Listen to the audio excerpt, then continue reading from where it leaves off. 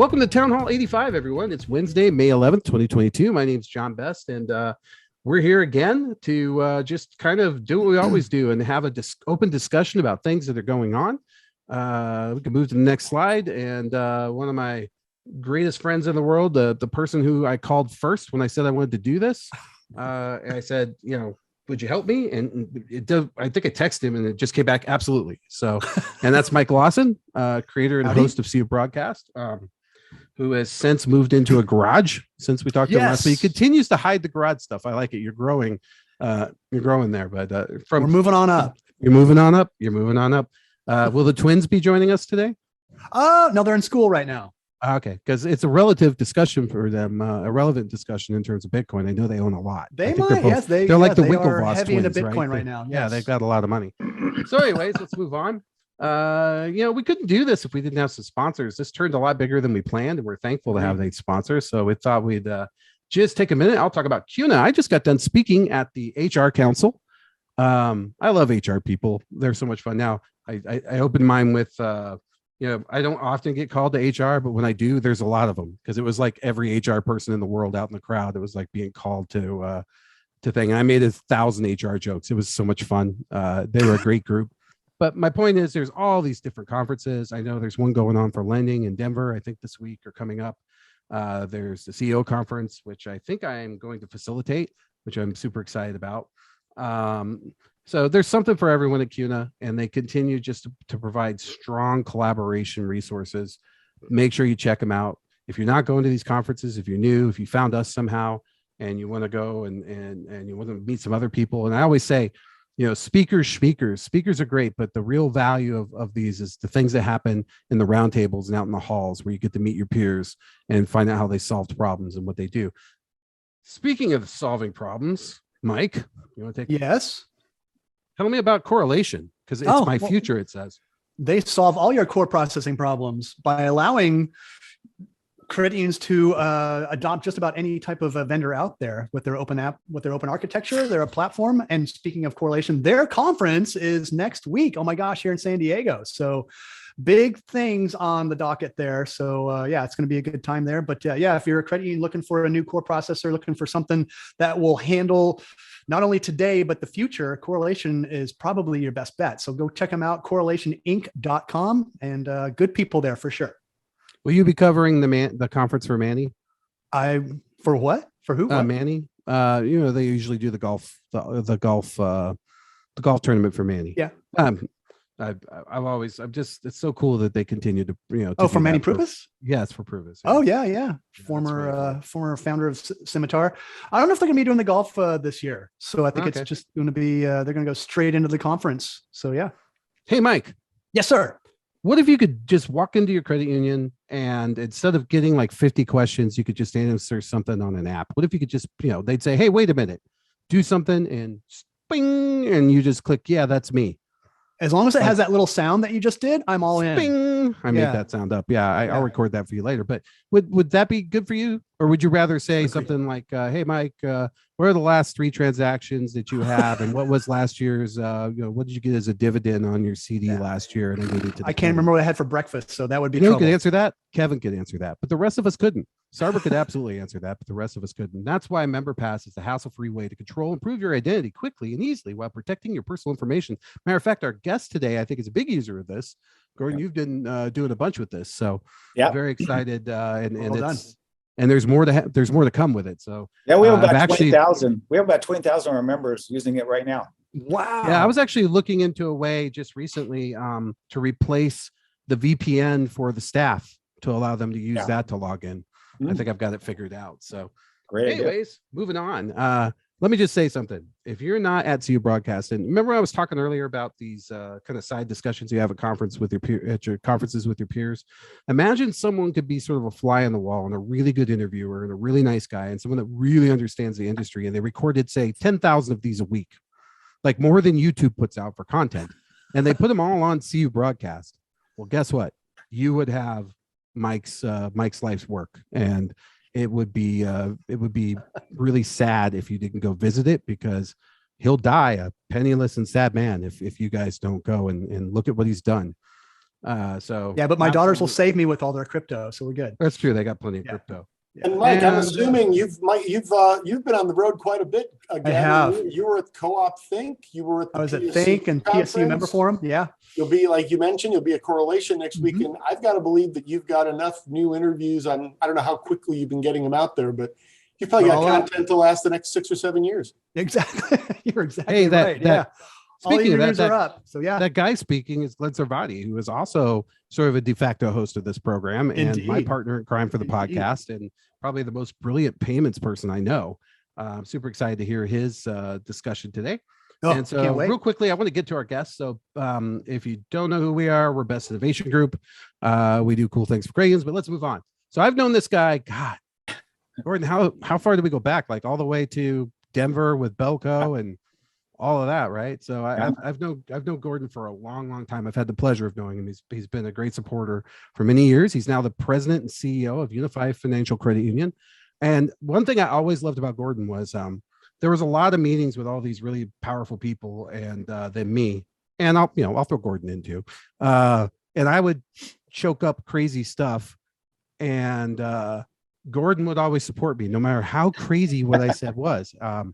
And because a lot of it came true, and he definitely implemented a lot of it. He's definitely one of the people who has really helped to move this industry forward. Someone I look up to. So he's was with Schools First. He's been with so many different Crayons, and every one of them has been better for it. So and now I hear he's into cannabis, growing cannabis in his backyard, or Right. or no, you grow it actually at the Crayon, right? Like in a hydroponics The credit union. in the break room. Yeah, it's a cannabis. Well, that's what cannabis Crayon means, right? I don't know. But anyways, Most importantly, John, is Mhm. that Gordon is Unify is the official credit union for the Super Bowl champion Los Angeles Rams. the Rams. I forgot about those guys. Most importantly, That's not in Denver, right? So that's a different one. No, Yeah, no. yeah. No, I guess I'm a Tennessee guy now. So, but that is very cool, and that's not easy to do. So he's going to talk to us today, not about cannabis, but about what he's been doing with crypto. And I'm super excited. So Gordon, you want to just fill us in, and if I missed anything, please don't hesitate to share it. But your presentation looks awesome. I can't wait to get Oh. into it. Love to do it. Like I said, I want to make this more of an open dialogue, stuff like that, questions, whatever. I don't know what the format is, John, how you want to kind of Oh, we're going to have all kinds of people talk, chat, and stuff like that. yeah. I'm going to Very interrupt open. you a lot. Glenn's Okay. probably got a lot of questions. Oh. Um, I'm known and for then that. there are 38 people on the call who also help, they'll pop in and Oh, good. and Well, we want to learn. We want to learn, and also, like, there are a lot of Crayons who are trying to figure out how to do what what you're going to share. It's amazing. It's absolutely we're, amazing. we're still looking at, and we're still looking at a lot of the stuff. And again, with the 40% drop in Bitcoin, right? Because we're only doing Bitcoin right now. And I'll talk some of the numbers and stuff just recently, right? So again, I guess if we're gonna go to the next slide stuff, right? We'll go to slide 2, John, if you can. Okay. Yeah, on that one. I was just getting set up. I was listening to what Yeah. you're saying, but you're probably looking at not the screen. Or what screen do you guys see? Do you see the slides, or do you see the presenter screen? A whole bunch of stuff. Presenters. Okay, so I'll fix that. There you go. All right. So next slide. Yeah. So as we got into this thing is we just knew that, again, we're a payment industry, right? What we do is we support our members from a payment perspective. And we knew that crypto was going to play a part in that long term, right? So again, as we kind of went into looking at crypto, we didn't kind of do a lot of a deep research and white papers or anything else. We just wanted to experiment. We wanted to try it out, right? In a very small, methodical approach. And that's kind of what we kind of worked with NIDIG, because actually with Q2 and NIDIG, there was this kind of, it was probably 6 months into last year, about mid last year, they were talking about, hey, look, can somebody come up with some kind of crypto wallet product for a credit union? And said, okay. And they were also doing the banks too. And so we said, yeah, we got a little development team, kind of put it together. Actually, with a lot of people started backing out because of the regulatory concerns and, hey, risk, what's going to happen? We just kept plowing through the whole process. Said, you know what, we're going to just develop a platform, and then we'll take the risk of, we get there, right? If we have an issue with any kind of things. We can pull the platform back. We don't have it live to our members, stuff like that, but we're going to build the kind of the infrastructure behind it. So we built the infrastructure behind it. And then when we went back to NYDIG in Q2, we were one of the top 2 or 3 that actually had a program ready to go, where we actually did a custodial wallet for the member, where again, so we were able to kind of structure this thing where the member could buy the crypto from NYDIG. And we only chose Bitcoin because that was the only coin that actually NYDIG was offering at the time. But we have our crypto wallet that we hold with NYDIG. And then we were able to break out the custodial, working with NYDIG, break out the custodial wallets for each one of our members, okay, from a structure standpoint. And then Q2 was able to display that custodial wallet that's off balance sheet through our online banking provider. And that's what it was. It wasn't, there was no really rocket science behind this thing. It was just being able to create a custodial wallet, breaking down by member, and being able to display this through the online banking channel. So Gordon, when so I log in, I'm a Unify member. I buy some crypto via the NYDIG platform, which presumably I get to somehow via your website or something. It then is deposited automatically when I purchase it, because I'm assuming that the wallet is the default for that NYDIG. I think I've seen the implementation with Visions as well. And then when I log in to Q2, I not only do I see the money I have in Unify as it relates to the various accounts that are on the core, but I also see the balance of what is out on the blockchain for my particular Bitcoin account. And now, but when you say wallet, when I hear wallet also sort of the word sort of says I could also do a transfer, or I could send money to someone. Exactly. And that's why I called it custodial wallet. Okay. It's yes. a custodial wallet where it's just kind of a hold and view right now. And I'll talk about that in the future slides. But again, we're changing that wallet structure going forward, and some of the stuff I'll talk about a little bit later.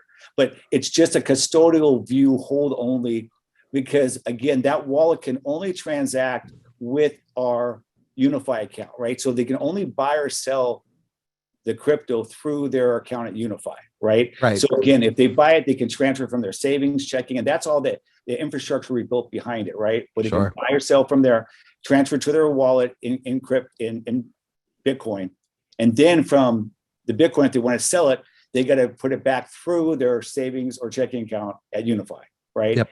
So it's so like I said, that's why I call it a custodial wallet, because it doesn't have the transactional or the transferability or anything else at this time. Is there inter-member transfer? Can I transfer to my kids or another member? Nope. Not at this point. Okay. No, the thing is, what I have to do is sell it, put it in their account, and then let them rebuy it. and then they have to buy it on their custodial. But hey, it's a start, right? And so Exactly. if I don't have, let's say I don't have any crypto, when I log in, there's probably a blank spot that says Bitcoin, but you don't have any. Yeah. Well, no, the thing is Exactly. that you'd have to roll. Once you would roll and sign the 100 disclosures and stuff like that, we have to put out there, right? then they will have that, and then it could be $1. You can have $1. You can buy it as low as $1 on Bitcoin. Wow. And if I can just clarify, I'm guessing that most of our listeners or members of this topic understand this already, but Gordon, NYDIG is one of the big players in partnering with financial institutions to bring this capability to market. Yeah. I assume they already had a partnership with Q2 that made it more streamlined for you. I think they were. I don't know if it was I guess it was a partnership, Glenn. It was more of a think tank almost, right? They kind of put together and said, hey, let's put it out there. Let's see if we can get some financial institutions to kind of help work this concept through it, right? And Q2 was very open to saying, look, we'll open up our kind of our software as much as we can and give you the flexibility to write what you need to write, so we can give this, because they knew too that they need to be different than everybody else out there. They need to be able to get into crypto and be able to provide this from an app solution there. So. And I know given that you were one of the very first on this trail, it makes sense that they were still in the exploratory stages. I know that just this week, NYDIG announced a partnership with Jack Henry. I believe they work with FIS. So they're covering that turf. And again, it's a partnership between Unify and NYDIG, because the actual crypto assets, as you say, they're off balance sheet. They reside with NYDIG. Correct. Because again, that's the requirement from a regulatory standpoint. You can have that partnership, not insured. You make all those disclosures, as you say, but the continuity is there. It's got the connectivity.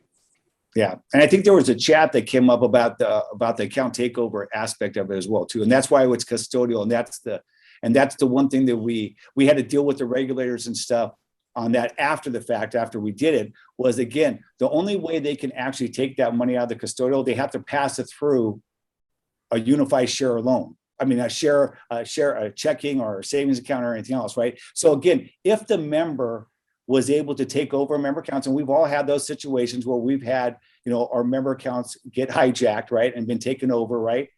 That again, could they go into the Bitcoin, liquidate it into the savings or checking, just like any other, any other of their. Oh yeah, and then run it out ACH or something. Wipe it out, exactly. So again, yeah, can you get to that Bitcoin? Well, yeah, but you only can liquidate it to your savings account. So. And you're making such a valid point, because this sort of smacks to me, and I remember you and I talking about this, Gordon, when UPost first came out, and everybody was kind of, for lack of a better word, pooping on it. Yeah. And I remember leaning over and going, well, what about all the empty envelopes in the ATM? Yeah. It's the same thing. We're sort of stepping over, dimes in terms of convenience to get the pennies. And there's always going to be a way to get the money out. And frankly, but the point that Bitcoin is completely irreversible as a transaction, and it could be some anonymous account or something. It's a very good point. And, the way to shore that up is going to be to continue to increase your wallet security, just like anybody else has. Right. And we'll get into that. Right? When we talked about that transferability and stuff like that, that's what I'm more concerned about. And then when you start doing the transaction piece, right, then we really have to worry about that. From right now, I don't see it. It's just like it's just another, I look at it as just another share account, basically. Yep. Sitting on mine. Yeah. That's it. So these numbers are amazing, by the way. Yeah. And it's the numbers were great the last few months. Okay. And we'll talk about that, right? Because again, if you look at this, remember, we've always had the issue from the industry about how do we retain some of the indirect members. A lot of us are into indirect lending, right? And we bring all these accounts and stuff like that. But that was surprising, is the indirect members. I mean, we got over 700 of our indirect members who've now not just brought their loan over, but saw it on the site and it actually signed up for the crypto account, right? So there has been so much interest from any of our members that are online, right? Especially with the indirect. That was the one that was shocking, because again, usually they have a loan. They didn't come to Unify to sign up for membership, right? We bought their loan, they come on, they make their payments, they go away. But now we're trying to find more products and services that will retain these members longer term, past their life of their loan with us. So, and it turns out crypto, Bitcoin in particular, is attractive to them based on what I'm seeing here. Yeah, I think there's a lot of people. You see, the dollars are not huge. I mean, we have a total of about 25 Bitcoins in our wallet in total, right? Broken up around the 5,500 or so members that we have there.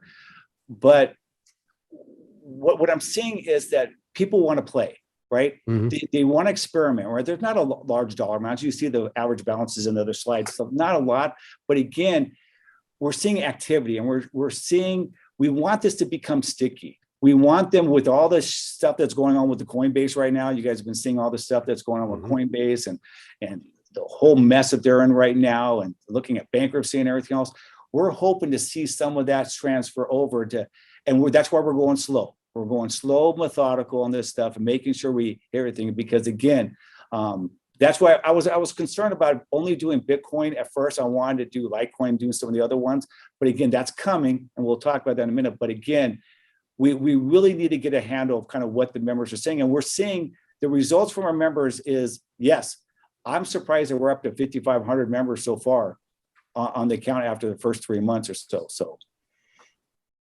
It reminds me also the whole point that I've seen a couple of different studies, and Gordon, you and I spoke about this on stage at CUNA GAC, but the research shows that there is a majority of American consumers would rather transact their Bitcoin through their financial institution. And my belief is the earlier kind of bleeding edge that were involved in it were probably more inclined to work with somebody different because they, again, they're just more risk taking.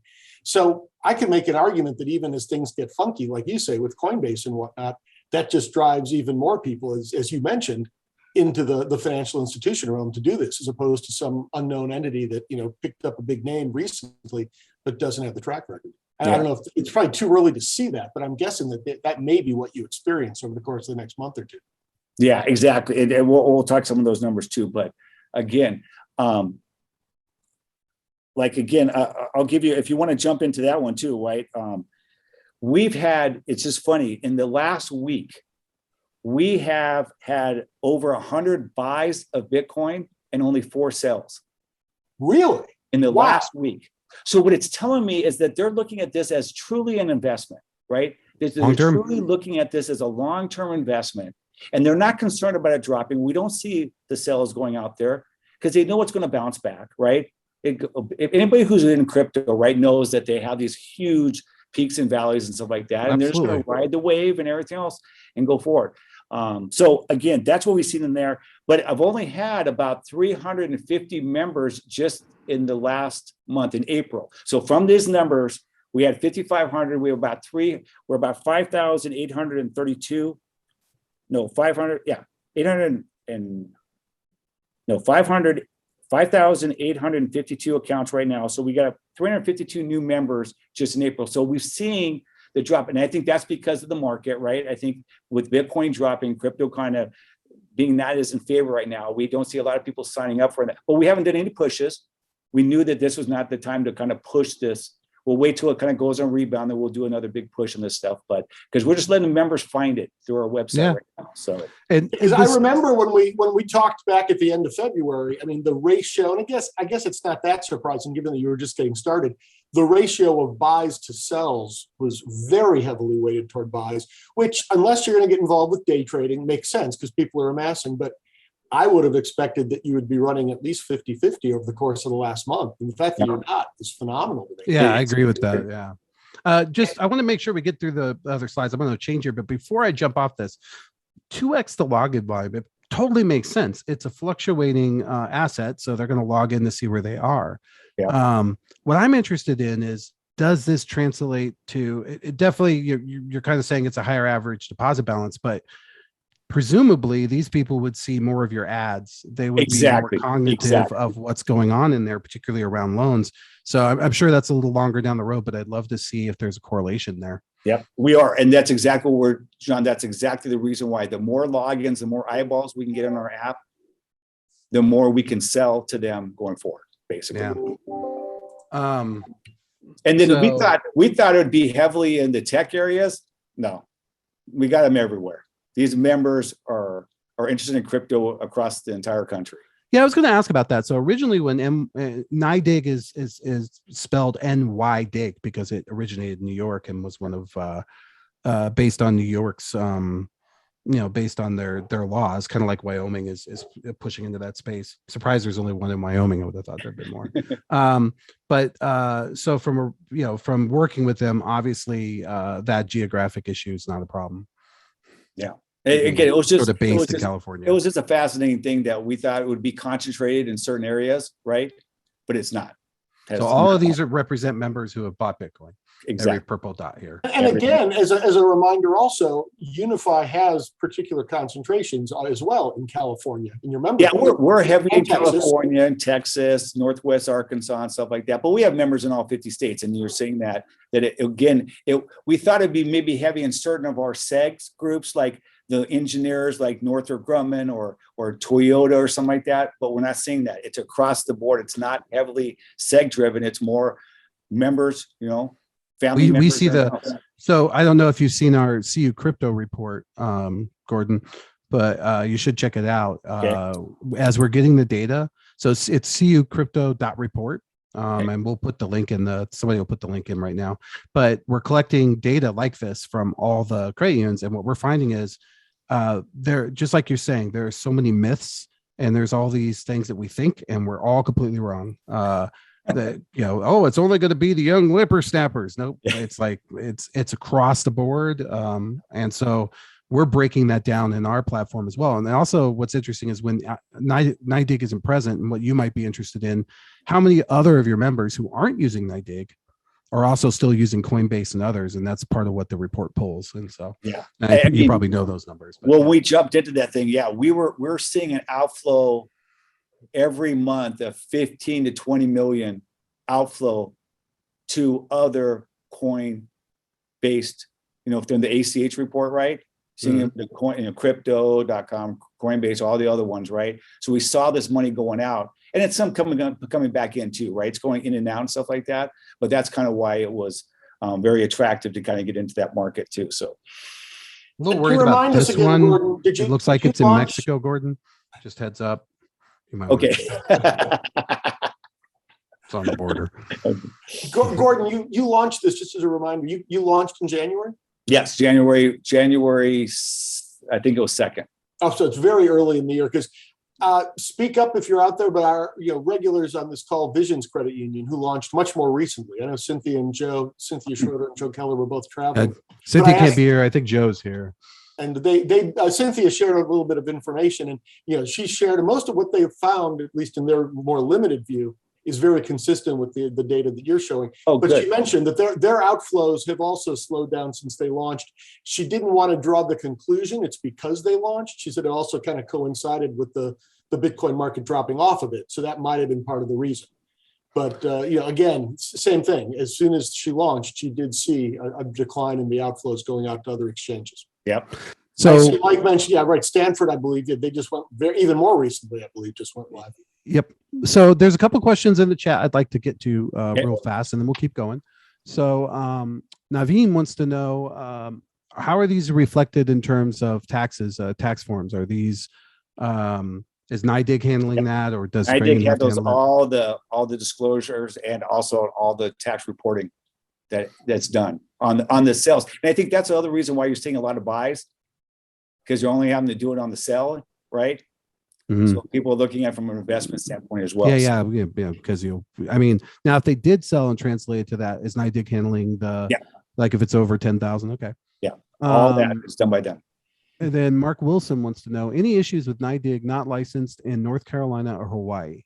And does the platform limit transactions in these markets? Let's go back to I don't believe so. I'd have to go and follow up on that one. But again, there's someone on the border here. Yeah, I'm exactly. But I know that we initially at first when we were talking about it, even Nevada wasn't licensed, right? So we knew we couldn't roll out to certain states. And again, we are slowly but surely, as soon as NYDIG give us a green light, we'll open it back up to those members as well too. So you got this one guy in Bristol Bay.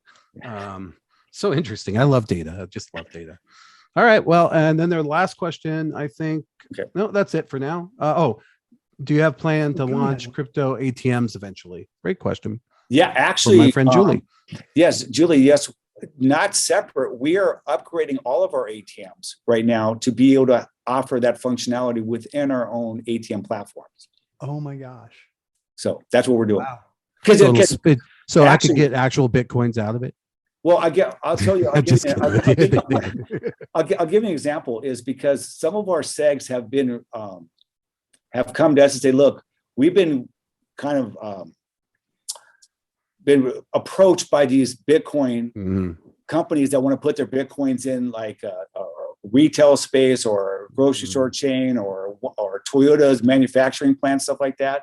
So we know that they've been getting these requests. So we've already told them, said, "Look, we will have the ability. Now we want to keep it within our wallet. That's kind of what our focus is, right? That they can buy and sell crypto, but keep it within the Unified family, as the Unified wallet. That's our goal with our Bitcoin ATMs. But it's going to be one and the same. We're not going to have two separate ones. Our goal is right now is go ahead. No, it's genius. Because theoretically, you could almost consider that entire Unified wallet as a staking mechanism. Exactly. And so for people who maybe don't understand, I'll go over it real fast here, but currently today, the way that money moves is that in the Bitcoin world is there's miners. These miners are massive now. Like a person could just buy one. You can, but you'd have to have like 20 grand to throw at it and a lot of power. and everybody competes to to solve a very difficult problem, which can't be solved by one computer anymore. It has to be solved by a pool of thousands of them. Once they solve that, they get the right to process those transactions, basically a bunch of transactions that are on the system. And when they process them, they can process them in the order that they want. They can take the fees from the system that they want. Plus, they also will get rewarded with, a Bitcoin or a certain amount of money from the system, because that's how they pay sort of for their, that's the model of the system. But unfortunately, that is impacting power. It's impacting a lot of things. And so we are moving to what's called a staking system. A staking system says, hey, we're not going to have to do this proof of work. We're going to allow people to process based on a different kind of algorithm that includes how much Bitcoin you have, where you sit in the network, and a number of different things. But there are a lot of folks who've surmised that the staking mechanism would give an advantage to folks who begin to create sort of this custodial sort of approach, because it's basically the idea of leveraging a bunch of wallets together, which gives you the trading power on the network. So kudos to you for seeing that coming, Gordon. Well, again, so let's go to again, these are the numbers, like, again, it's slowed down, because of the drop in Bitcoin and stuff and what's going on in the crypto environment right now. But I know it's going to pick back up. As soon as it starts turning the corner, it'll come back again and everything else. And we really, like I said, haven't done a real big push right now. So we're once we decide to do the push, but we're waiting, and we'll go. Let's jump to some slides going forward, John, because I want to get to those, because what's coming is what's the exciting stuff, right? Here's all the numbers and stuff, right? Again, we talked about this. It's not the younger members. These are members that have money to invest.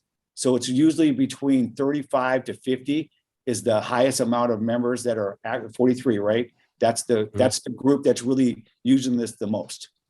Right, because they have the disposable one, and like I said, John, you and I were talking about this very beginning, right? Only thing I heard, I think, Glenn, it was at GAC, we had that one board member that's been a board member for 50 years come up and says, I'm scared of this stuff and everything else. But again, if somebody's doing crypto right now, they already know what they're getting into, right? They're saying, what's next? They're pushing us. What is next? We can't keep up with the demand of, okay, well, I want to move my wallet from Coinbase and move it over to you guys, right? I want to be able to transfer this stuff. That's what we've been, from day one, we have been working on what's next. It was like, hey, let's just sit and see. We know that this is next. And that's some of the other slides that I want to talk about is what's coming, right? Because this is just the start. This is just to get that relationship, because you got to start with getting their money in their wallet, right? And then everything goes from there, right? We got to get them to trust us, to bring their money to us so we can put it in that wallet. So again, if you look at what NYDIG,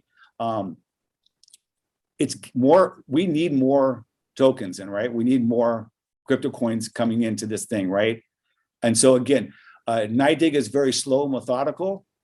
So they've talked about it. I don't even think we have the list of the 20, but that's what they've talked to us about that. But the biggest thing on here is the wallet-to-wallet transfer, Sean, we talked about from the very beginning, right? Is especially what's going on with Coinbase, and Glenn, I think you sent me an email about this stuff too. We have to be able to, for members, because I have my money on Coinbase too and stuff like that. I want to be able to move all my crypto as much as I can for the coins that NYDIG is going to offer into my Unify. So I have and see everything on my app. And let's be clear about that. So, right now, since you only have Bitcoin, that would require you to take the investment in the coins that you own inside of Coinbase and convert them all to Bitcoin, which is not what you want and not what a regular person would want. And let me explain to everybody a reason for that is, let's say that one of my favorite use cases is Filecoin. Filecoin's easy to explain.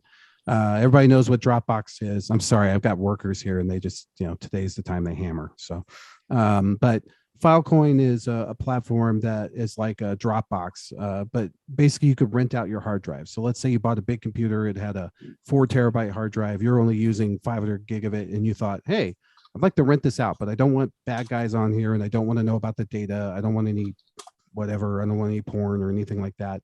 Well, Filecoin handles all that by making it something that is completely distributed across all of these different devices. So it's a use case. The coin itself is not just a not just a security. It has a platform. It has smart contracts involved in it. So let's say Gordon bought a bunch of it. Gordon bought some because he thinks that the value of it's going to go up. He wants to contribute to that. Maybe he's a user. So if I'm that kind of person and I go, oh man, I'm worried about Coinbase, I want to use Unify, and I don't have the opportunity to just transfer my Filecoin to Unify and have them as a custodian, that's not going to be attractive to me because I bought that to diversify. It's kind of like saying, hey, you have to convert all your stocks down to one stock and then, bring it over.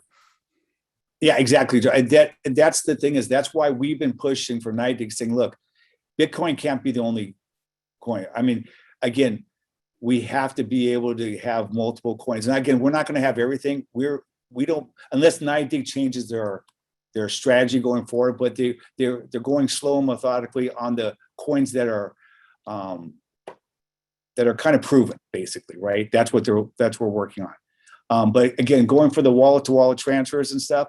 So again, we want the ability to being able to have them transfer, at least right, Bitcoin and some of the other ones coming over to us.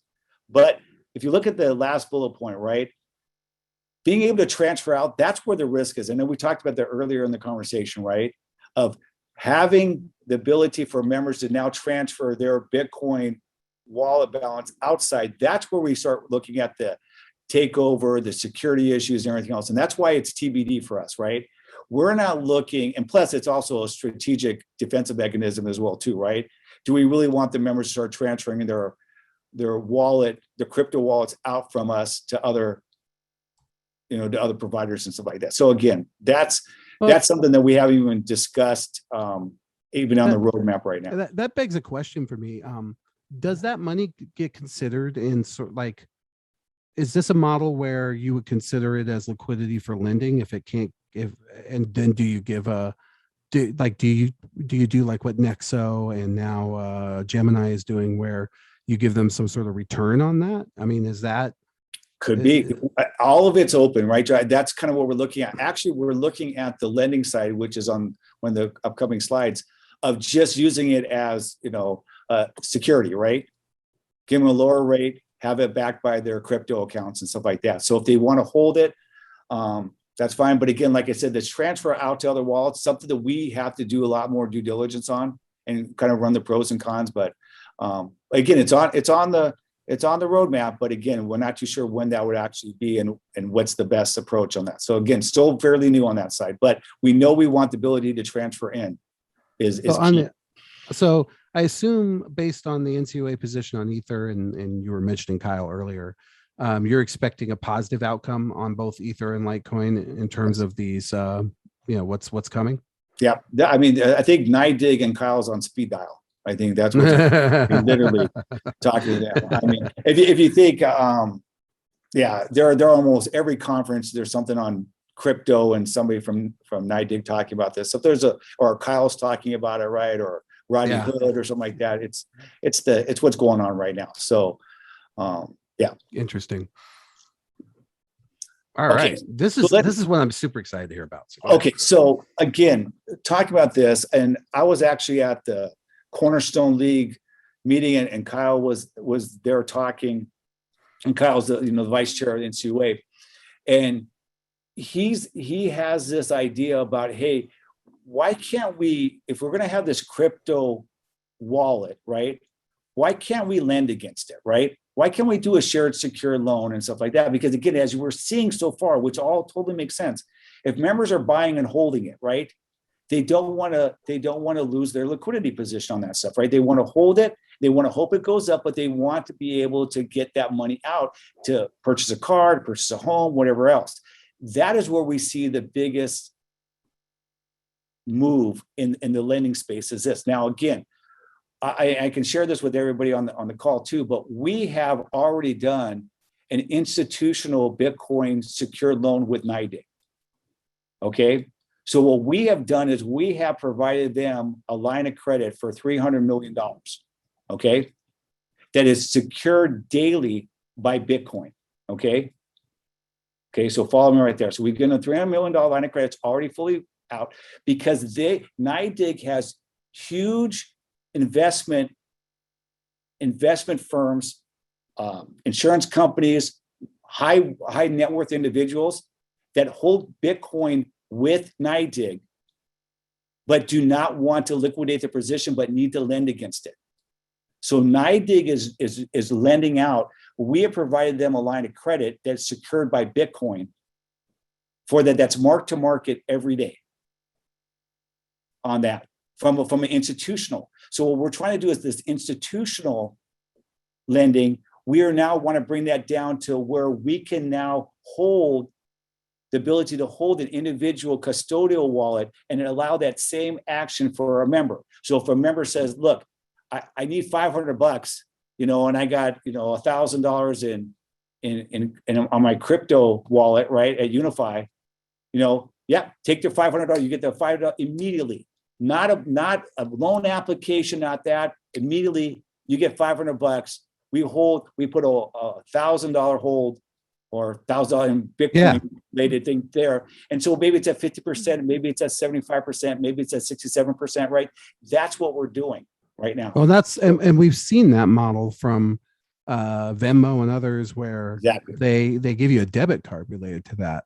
Mm-hmm. But what's more also interesting to me as well in relation to this in terms of lending is, man, this sure seems like a tremendous opportunity, and you're proving the mettle of it to revamp the reward system. Because I've always felt that that's our biggest problem with the credit union cards. They've got better rates, but the rewards just for whatever reason don't resonate as well.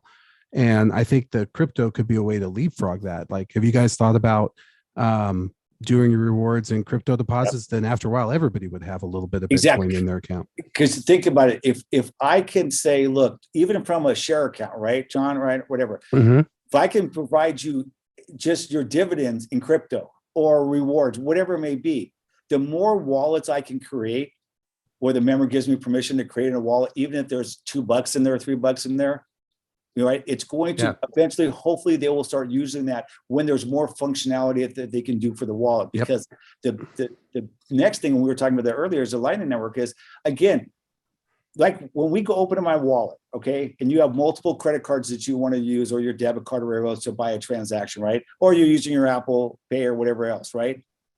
I want the member to be able to come to us and say, okay, look, I'm at McDonald's, right? Because the McDonald's already signed up with the Lightning Network and everything else. I want the member to say, look, okay, I don't have any cash in my Unify account, but I got some Bitcoin. I'm going to sell some of the Bitcoin and buy my Big Mac and fries and stuff like that, right? I want them to have that ability to, if they're buying something and the merchants are accepting multiple currencies, I want to be in that game. Yeah, absolutely. And the more he who dies with the most wallets wins. Plus, it increases your footprint from the. You mentioned the Lightning Network, which is still back to the staking. Fascinating. Yeah. It's fascinating. It's fascinating what's going on with that. But again, it's going to revolutionize, because we on this Lightning Network, just as a side note, John, we evaluated because we have that 300 million crypto lending account, right? Right, to NYDIG. But NYDIG. If we were to settle that and move that money out with the normal payment, like a Visa or about, it would have cost hundreds of thousands of dollars, right? Yes, to move that money. And fees. Yep. $6.68 to do it on the Lightning Network.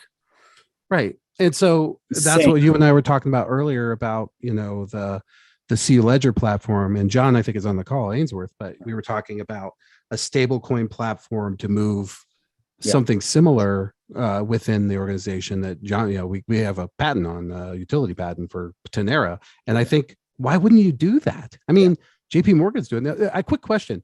So how'd you get permission to do all this? I'm trying to get your story from earlier, but I'm giving you the in on that. Okay. Well, thank you. I didn't get permission. You didn't get permission. So I assume you're in receivership or something along those lines? No. And actually it's funny. I mean, we have a regulatory environment right now. I'm not saying it's going to last, but with Kyle and Rodney right now, that's why cannabis and everything else, because to think about cannabis right now, can't use Visa, MasterCard, right, to purchase cannabis, right? Can't do it. You have Bitcoin. I wouldn't know, Gordon. Exactly. But Bitcoin, and if we have a wallet that's able to be used to purchase cannabis, right? that's kind of where the future is going to be, right? We need to have that alternative thing. So that's and if they want to regulate it, then that's the way to do it, because there's supposed to be rules about the amounts you can get, which they'll never be able to track with cash. Exactly. So again, I have no idea, John. I don't know how it's all going to play out. A year from now, this might be all different, right? But again, we wanted to be close to what's going on, right? And be able to pivot. So what I think what's happening, right?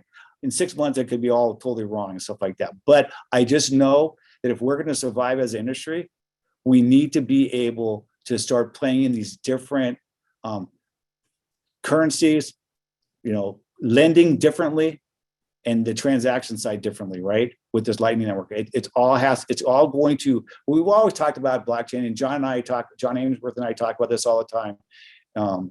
With Bonify and stuff like that, is that the landscape continues to change and stuff like that. And we need to be playing in these different markets, if not because, again, the traditional, ACH, Fed processing of transactions is going to go away. Or it's going to be profit. And let me throw another one at you. Have you been playing with these at all, Gordon? I'll pull mine up. But have you seen, playing with, So this is increasing it. Yeah, this is really gaining ground, and they're about to announce some really new stuff. I just met with Rony Abramovitz yesterday, who is the guy, big part of the new Magic Leap 2 and what's going on there. And if you look at the, how these are progressing, but where I'm going to is you need to spend money in the metaverse. Yeah. And a credit union wallet to do that is going to be important, because I know it seems silly, but it's just going to be the way it works is, you're going to want to have virtual items just like you have real items. And I'm predicting that eventually a lot of items that you buy will come with a digital twin. So you buy a car and you'll get a full digital twin that you can drive around. I know it's crazy, but you'll get a full digital twin that you can drive around in the metaverse. But also that digital twin can be used for servicing. It could be used for, sharing, hey, will this stereo fit in here? Those kinds of things. Upgrades, the right to fix things. So it's going to change everything. But if you don't have something, at least a toe in the water, and I'm really proud of what you guys are doing to make that happen. It's really cool. No, but you're right. You're the problem that runs into a lot of the credit unions, and especially people in my position and stuff like that at credit unions, is we're always trying to think of what is this going to do for our current business, right? How do I make money, and how am I going to help America with our current business? Well, no, you can't think of it that way, right? This is not what we can do currently, right? It's going to be what's going to be replacing what our current business is, right? For the lending and everything else. So that's why we're trying to step out and kind of look from now what our current business is, because our current model is not going to be sustainable going forward. Yeah, I couldn't agree more. Yeah. One more question on the institutional crypto lending, if you don't mind, Gordon. Sure. It feels to me like we have a kind of a real-time test, case study going on right now. You mentioned we might lend, 50 cents on the dollar, 75 cents on the dollar. Well, we've seen just in this, in this calendar year, crypto's down, Bitcoin's down 30%, 50% from the max back in November. Have you reached the point yet where you've had to go back and recalibrate and say, okay, we need more collateral? Or every day it's mark to market, Glenn. So every day, I think we're at around 67%. Is where our threshold is that they can. So again, if they're buying 300 million, they have to keep 425 million in Bitcoin in the wallet, right? In the secured wallet. And that whatever it takes to be 425 is going to whatever. So they're replenishing it to get to that 425 regardless. Exactly. And awesome. And the thing is that part of what we've been able to do with NYDIG is the next thing we're looking at, and I'm not trying to make a plug or anything else, but again, we're looking at finding other credit unions who are willing, that wants to play in this, because this is a much higher rate lending, right? I think they're going for 5%, even 6%, something like these on these loans, right? Yep. Yeah, trying to create a participation network to be able to do this. So if somebody wants to play in this game, they can do 5 million, 10 million, and stuff like that, right? To kind of get their feet wet in this stuff. So we're working with NYDIG to be able to participate out this. So you don't have to do a 300 million, right, loan to them. But if you want to do a 5 or 10 million, come and participate part of this with us, right? And you'll get a better return, and it's secured. it's secure Bitcoin. Now, again, unless you have some board members that think that Bitcoin is going to go away and it's all going to crash and burn and stuff like that, which is not going to happen. But again, you're still going to deal with that mentality. But as long as you feel it's going to be around, right? This is a secured. By the way, that's the perfect use case for the stablecoin kind of back end network that John was talking about, Ainsworth. I mean, because you need a way to sort of create the participation, track it, and then dole out dividends as well as repopulate when you need to. I have a quick funny question. So if you had a ransomware attack, you're one of the few cranes that actually has Bitcoin to give to them if you needed to. Yeah, exactly. They'll liquidate. Nobody else could get it. Yeah. But it won't. I've had grades go, well, what do we do? I said, you're gonna have to, I don't know, give a bunch to the teller who's young and has a Coinbase account and beg them to give it back and hope they don't charge you for it. Yeah. I'll keep going here. I'm just so fascinated. Side. So thankful you're taking time to join us. We did the member crypto lending. So let me just go over this real fast. So let's say I had $50,000 in Bitcoin in my account. What you're saying is, hey, I'm going to give you, if I wanted to get a vehicle, let's say, and I don't want to cash out the crypto because it's a tax issue, but I could use that as collateral, as a secure loan kind of against and drop the rate. Drop the rate. Okay. Exactly. Okay, that makes sense.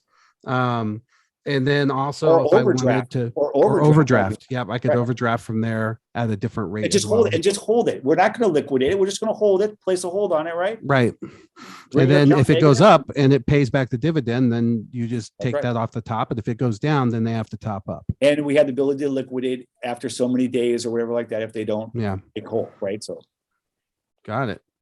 And that last one, that's still a future, right? I mean, you say, why would you want to offer? You're doing the institutional side today. This is something, there's no time frame on this yet?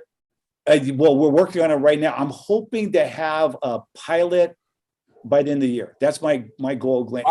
Because the thing is, it's all the technical. Look, I am the operational guy. I am not the technical guy.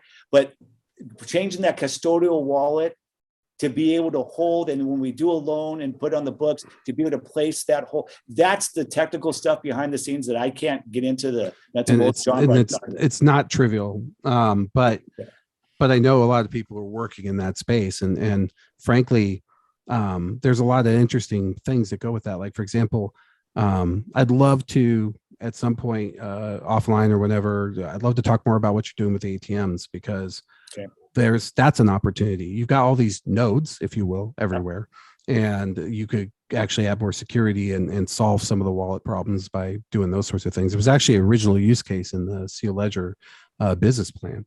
So there's just, man, it's head spinning, but the most exciting part about this, Gordon, is the success you're having. That's the really cool part. Well, again, like I said, whether it's a long term, but again, like I said, we're going to continue to adjust and be nimble. And like I said, this is the regulatory environment to do this stuff right now. You got Kyle and Rodney saying, go, and we're going to support you. Right. So cool. So, which is fantastic. I can't ask for a better environment right now to do this stuff. One other question. I wanted to ask about the NFT thing, but you go ahead. I was going to say, there was one other question in the chat that I thought might have been covered in the deck, but it looks like we're at the end of the deck. I think you and I talked about this again back at GAC, Gordon, but you may have some new numbers. Do you have any data that shows how many new accounts you've attracted because you're offering this? People who came from outside of the Unify universe? And we do. From the beginning of January, this is just for the first 3 months. We have 381 brand new members come in from January 1st, that the first product they was a savings account and then crypto. So by definition, if they opened a crypto account pretty much the same day, same day. That's what it was. So again, it's not a huge, but again, you're talking a smaller percent. So about 7% of them did it. They just opened up because they wanted just a crypto account with us. That's what they did. And it's without having promoted that capability. Exactly. So it had to be word of mouth. Yeah, exactly. And again, to just kind of close the loop on some of the stuff from Visions, they've taken that same soft launch approach. They're not promoting it either. They had a very similar average age to you. The one place that they had any kind of divergence, I noticed you had an average transaction size of 290, and you mentioned that's higher than you expected. Theirs was sitting closer to around 200, maybe even a little bit south. But again, very early. I'm sure because of the price of Bitcoin's dropped down, so they're kind of Yeah, hedging their that's bet important on too. that stuff. So. Yeah. So, I'm sorry, John, NFTs, please. Yep, you're on mute. Sorry, dog's barking. So was it a picture of you, Gordon, like something racy, or what was your NFT? I'm very No, excited about what this No, was. actually, that NFT was just the first transaction on the NYDIG network. Oh, It okay. was So just a you video, it was just a- minted that as the first Yeah, transaction. exactly. That's very The cool. first transaction. Oh, it was, again, no one was really interested in it, but again, it was just something. Again, like I said, we're playing in this NFT, and especially I think Kevin was talking about earlier, us being, the credit union for the Rams, right? So we're working on doing maybe an NFT with the Rams and stuff like that for charity and stuff like that, because the players are all into NFTs and everything else. So Oh yeah, well it's the new trading cards. It's, exactly. So we can work. We have a couple of the players that are under contract with us and everything else that we're working on NFTs as well with them on that stuff. So again, what you're saying, John, I see the bigger picture. Like, again, you get me under the technical stuff, I can't do it, but I see an opportunity to be able to be relevant, right, with this stuff, right, and be part of something of newer trend and attract the younger members coming in to creating. Because if we have ability for them to use their crypto to buy an NFT, right, and doing this stuff, that's what we need to be able to do. Or if they're going to go someplace else, they're good. They're buying them right now. My staff is buying them right now. We just don't have the ability to do it. We got to be able to give the word. They're financial institution. We got to be able to let them buy whatever they want, cannabis, NFTs, or anything else from our organization. Well, because that's top of app, right? So I was just showing a little of some of the beginnings of the crypto report that we've been working on for the various credit unions. And so just to show, you could see the same thing that Glenn was talking about. You could see it's picking up and growing as time goes. And then, it starts from sort of the zero. But the other thing that's been interesting is we've been actually monitoring this since 2019, and the numbers are not doubling, they're quadrupling, tripling and quadrupling in terms of the number of members and the number of outbound as time goes on. And John, just let me know. We'll talk offline, but I'll be more than happy to share with our numbers as well to you, so you can put us on there as well. Yeah, and that's the C crypto report, and we're trying to get. I think we've got up to. I think we're at I don't know if Elliot's on, but I think we're at 30 or 35. Crayons. We're trying to get to 100, and we want to produce reports every quarter. And we want to do a lot more data. We're going to get Glenn involved and take it apart and really look at demographics. We don't want any actual member data, obviously, but there's just no report like this. And if you're not monitoring it and not measuring it, you can't see what we were just talking about with this is the call report, but you can't see what we were just talking about to compare Coinbase. It's the number one, right? But if you look at it's gone down quite a bit, because I think it's because they implemented MYDIG, and I'd be interested to see. It's a really interesting control group there, because now, then if you bring in who are actually offering an in-house option for Bitcoin, and compare that to the folks who aren't, this is yet more powerful even than we were looking at before. Well, and we've done some research on the footprint of the various platforms, Coinbase being the biggest one, Binance after that. And we've discovered that in some cases, we can actually tell what coins are being purchased. Wow. And so we're starting to include that in the list as well. So we're trying to grow this and do exactly what you said. Understand. That's what we want. And we'd love to have you. That would be great. We're right at time. Lots of great questions. I've been looking forward to this for 2 months, and this is better than I expected. No. Yeah, Gordon, thank you for taking the time to put this together and join us. Gordon, if what I'm going to do is I'll do this for you. If you guys have more questions for Gordon, you can just go on big dash fintech. You can put them in there. Glenn and I will pick them up. We'll wrap them all together, and we'll make them nice and easy for Gordon to answer. And because we know, you've got this Unify thing to run or whatever. Yeah. Well, like I said, just one thing, we're willing to help out anybody who's interested and wants to ask questions or anything else offline as well too. So we're here for them too. Yeah. How many credit unions are coming to you, Gordon, and asking questions? I mean, I'm sure your phone is. We've probably had about 3 dozen credit unions. We're actually going to, in the next couple of months, we're going to actually a couple of credit unions board meetings. Really? To talk to their board about what we've experienced and what because we're after GAC, Glenn, right? I've had people reach out to me. My chief CIO, Greg, has spoken one of the NAFQ just in Tennessee just a couple weeks ago and stuff like that, has had people follow up with him and say, hey, can you come out and talk to my board about this? They want to get the boards comfortable in this thing, right? So they want to have somebody that's done it, that has some data to show that's not the scary process, right? Yeah. It's very similar to what we do today. And I know the template. Vision's dance card is full the exact same way. Exactly. Yeah, and Cynthia and I talk frequently, almost every day. So, like I said, I just can't thank you enough, Gordon. This is anytime, the John. kind of stuff I always knew you'd be doing, and the only one that ever doesn't look at me and go, "You're complete." Well, you did look at me a couple times, but that was just for exciting my for credit unions. This is it really is. exciting It for really credit- is, and I love opportunity. that we're getting, we got incredible talent, John Ainsworth, and from MasterCard, and all these people getting involved, and just bringing I want the credit to stick around, and to do that, I think that was kind of your point, your underlying point, in a nice way. Gordon's too nice to say it, but it's either be relevant or be merged. Yep. Yeah. Yep. And so, hey, I noticed you had members everywhere. So could anyone join? Like, what's the? Is it? We have a couple. We have a couple. Fog a Wild mirror, you can join. Is that? How it yeah, works? we have a couple wild cards that we can use. Yeah. Okay, I'm joining today. Then I'm gonna wild Okay, card you my got- way in. I want All some. right. I want some Bitcoin in my Unify. Yeah, me You too. got it. I want to see. I want to give Greg Okay. Varnell some crap at Q2. Hey. So Love for you to be joined. Love for you. no, to no, join. I'm in. I'm in. Okay. All right, well, thank you, everyone. Gordon, I'll Thank send you you. a note about next week on Tuesday. Yeah. Thanks, everybody. Appreciate your time. Thank you. Bye now. Take care. Okay. Bye.